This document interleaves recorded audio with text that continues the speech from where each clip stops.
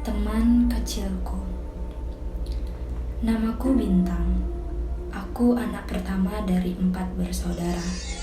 Lahir di Denpasar tanggal 29 Oktober 2004. Tahun ini aku berumur 17 tahun. Aku tinggal di Bali, tepatnya di daerah Mui. Kali ini aku ingin bercerita tentang kejadian-kejadian masa kecilku yang saat itu berumur sekitar 4 atau 5 tahun. Kata orang, anak kecil itu masih suci, jadi mereka bisa melihat makhluk yang tak kasat mata. Berawal ketika aku, ibu dan bapak berekreasi malam minggu ke lapangan Puputan Badung. Seperti biasa, di sana pasti banyak anak kecil bersama orang tuanya. Karena di sana lapangan luas dan ramai, jadi anak bisa berbaur dengan anak lainnya dan bermain di lapangan. Aku melihat ada anak seusiaku dekat di mana aku duduk dengan ibu dan bapakku. Aku tertarik dengannya lalu menghampiri dan berkenalan. Namanya Ratna. Gadis kecil cantik dengan rambut hitam panjang. Aku bermain dengannya di lapangan seperti anak kecil pada umumnya, berlari-lari dan tertawa. Beberapa jam aku bermain dengannya, tak terasa semakin malam lalu ibu mengajakku untuk pulang.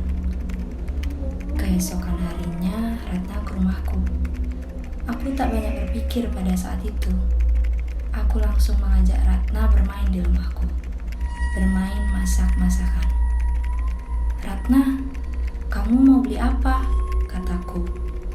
Ibu melihatku bermain. "Dek, main sama siapa?" tanya ibu. Aku menjawab dengan penuh semangat. "Ini sama temanku, Ratna." "Yang mana temannya?" gumam ibu. Kejadian itu terus berlangsung cukup lama. Hari demi hari berlalu, setiap hari Ratna ada di rumah bermain bersamaku. Ibu dan keluarga mengira aku berimajinasi seperti anak kecil lainnya. Bukan hanya Ratna, aku juga pernah berekreasi dengan keluarga di kebun raya dan berkata, "Bu, kenapa tante itu duduk di atas pohon?" tanyaku. Keluargaku langsung saling lihat dan bergegas pergi. Beberapa minggu setelah kejadian di kebun raya, aku diajak makan di daerah Denpasar. Tempat makan ini cukup terkenal dan ramai sampai saat ini. Sesampainya di depan tempat makan, aku melihat anak kecil yang menjilat-jilat makanan. "Pak, jangan makan di sini. Ada anak kecil jilat-jilat makanan orang." Untung saja kami belum masuk dan memesan makanan di sana. Ibu dan bapak dulu juga punya konter HP. Karena dulu jarang ada konter HP, jadi konternya selalu ramai. Setiap malam setelah konter tutup, ibu selalu menghitung hasil keuntungan dan selalu kurang lagi 100.000 setiap harinya. Sampai ibu dan bapak bertengkar karena hal itu. Ibu mengira bapak yang mengambil uang tersebut. Keesokannya, kebetulan aku ikut di konter dan aku melihat ada anak kecil yang mengambil uang di kasir. "Bu, kok ada anak kecil bawa uangnya?" tanyaku. Ibu kebingungan. "Mana ada anak kecil? Itu ada anak kecil botak pakai popo aja ngambil uang di sana," sambil menunjuk ke arah kotak penyimpanan uang. Setelah beberapa kejadian itu, ibu merasa ada yang janggal karena aku sering melihat apa yang ibu tidak lihat.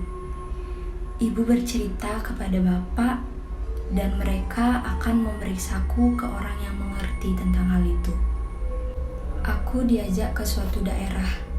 Yang aku ingat, di sana ada banyak pohon coklat dan aku masuk ke perkebunan itu, lalu di dalamnya ada beberapa rumah warga. Aku diajak masuk ke salah satu rumah yang berisi kamar suci Dan aku yang pada saat itu masih kecil, yang tidak mengerti apa-apa, hanya nurut dengan orang tua. Benar saja, kata orang yang mengerti itu, ternyata aku bisa melihat mereka yang tak terlihat. Ratna adalah gadis kecil yang aku temui di lapangan. Tante itu adalah salah satu penunggu di kebun raya. Anak kecil yang menjilat makanan adalah penglaris, dan si botak yang sering mengambil uang adalah tuyul peliharaan tuku sendal sebelah konterku.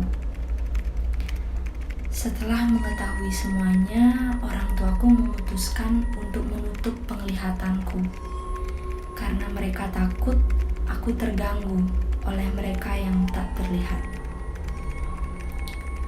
Semenjak kejadian itu, aku tidak pernah melihat Ratna datang ke rumahku lagi. Katanya sih, Ratna masih ada di sekitar rumahku, tapi dia tidak bisa masuk ke dalam rumah.